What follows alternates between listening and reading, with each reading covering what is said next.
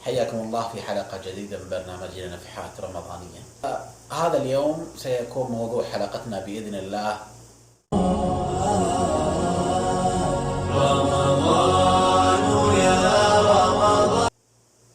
فبلا شك أن هذا الشهر الفضيل الذي فيه عبادة من أجل العبادات التي اختص الله بأجلها وخصها الله بالذكر في حديث قدسي، حيث قال: إلا الصوم فإنه لي وأنا أجزي به. وهذا سر من أسرار هذه العبادة وهذا الشهر. فتفسير هذا الحديث كما ذكر الشيخ الشعراوي رحمه الله: اختص الله بأجر العبادة، عبادة الصوم، وخصها لنفسه لأنها العبادة الوحيدة التي لا يمكن أن تصرف لغير الله سبحانه وتعالى. فنجد هناك أناس يتقربون إلى السلاطين وإلى الأضرحة وإلى القبور بالزكاة، بالحج، بالصدقة، بأي أمر آخر، لكن الصوم مستحيل. أيضا كذلك من أسرار هذا الصوم أنه مدرسة في الإخلاص. الإخلاص إخلاص العبادة لله سبحانه وتعالى. فيكون المسلم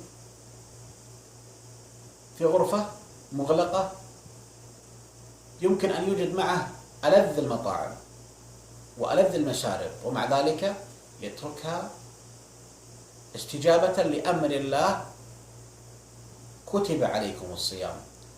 نعم، إنه سر من أسرار هذه العبادة. أيضا كذلك من أسرار هذه العبادة العجيبة أنها كانت في هذا الشهر 30 يوما.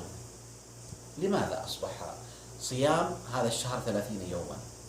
هناك نظرية عند علماء النفس يقولون أن من تعود أمر 30 يوما يستطيع أن يفعله طوال سنة كاملة، ومن تعود أمرا سنة كاملة يستطيع أن يتعوده العمر بأكمله. وهذا من عجيب أمر الله سبحانه وتعالى، فقد سبقهم بذلك، فكان صيام 30 يوما، وهذه من أسرار هذا الشهر العجيب. أيضا كذلك من أسرار عبادة الصوم أنها العبادة الذي يستطيع المؤمن أن يمارس معها جميع العبادات، بدءا بالطهارة انتهاء بالجهاد. يصوم ويصلي، يصوم ويقرأ القرآن، يصوم ويحج، يصوم ويجاهد، وهكذا جميع الأعمال يستطيع أن يقوم بها. فهذا سر من أسرار هذه العبادة. سر آخر كذلك يتمثل ويظهر لنا جليا لجميع الناس في هذا الشهر الفضيل: الإحساس الوجداني لدى الناس. فتجد سبحان الله العظيم الغني أو القادر طوال هذه السنوات لا يشعر بالفقير، ولكن عندما يأتي هذا الشهر تجد الصدقات، الزكوات، موائد الإفطار صائم، تجد السلل الرمضانية. سبحان الله العظيم، أين خرجت؟ إنه سر من أسرار هذا الشهر. أيضا كذلك من أسرار هذا الشهر أن عبادة الصوم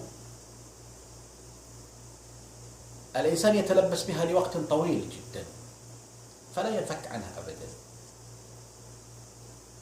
وله بها فرحتين: فرحة عند فطره وفرحة عند لقاء ربه.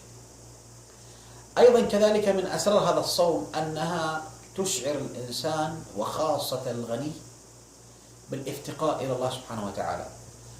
مهما شعر طوال العام بالاستغناء عن الله سبحانه وتعالى، يأتي هذا الشهر ليشعر بالافتقار إلى الله سبحانه وتعالى. فتجد ممكن طوال الشهر يعني تعود على الأكل والشرب، أنواع المشارب والمآكل طوال اليوم، ولكن لما يأتي هذا الشهر يقف، انتهى إلى وقت محدد، أيضا كذلك سر أخير من أسرار هذا الشهر أنه يعود على النظام. فعندما تشعر أنك إنسان مسلم وجميع أخوانك المسلمين في جميع أنحاء العالم يفطرون في وقت محدد، يمسكون في وقت محدد، ويعملون العمل نفسه،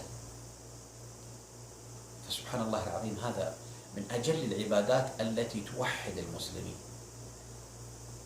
وتقربهم إلى بعض سواء كان حسيا أو معنويا. فلله در هذه العبادة ما ألذها وما أجملها.